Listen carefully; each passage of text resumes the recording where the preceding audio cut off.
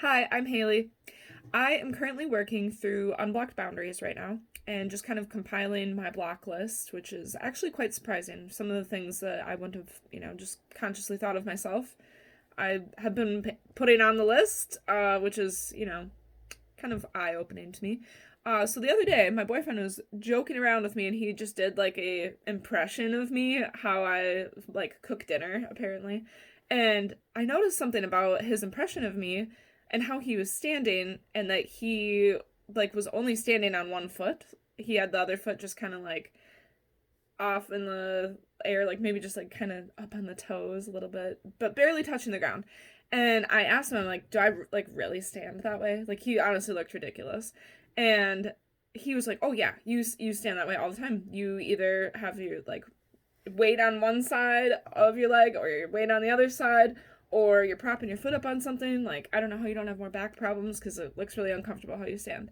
And I'm like, Joe, why did you like just wait until now to tell me that? We've literally been dating for like 7 years almost, and you've just never thought to mention like, why do you stand that way? You look so uncomfortable.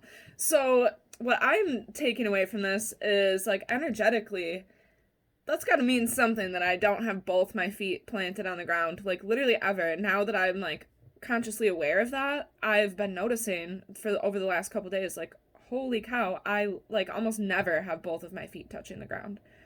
Like, it's almost like hard to make myself do it, actually.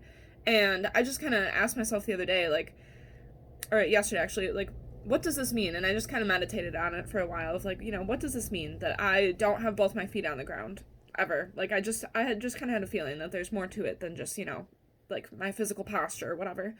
And what came to me is that I always have one foot in and one foot out of everything that I do. And just over the last few hours of, last night, this morning of thinking about that, I'm like, wow, called out. Like I really that is just so accurate for me. I really only do have one foot in everything and one foot out, and I'm not sure quite yet as to the reason why, but I don't know. I felt this was something important worth sharing because, I don't think we really look at the energetics of like our body language all the time, and sometimes it helps to have someone point something out about yourself where you're like, wow, I've literally never noticed or seen that, and like look where it's headed now. I've obviously added this to my block list of having one foot in everything and one foot out, and I'm just trying to, I guess now I'm just kind of trying to break that down of like, why is that exactly? And I think it kind of just comes down to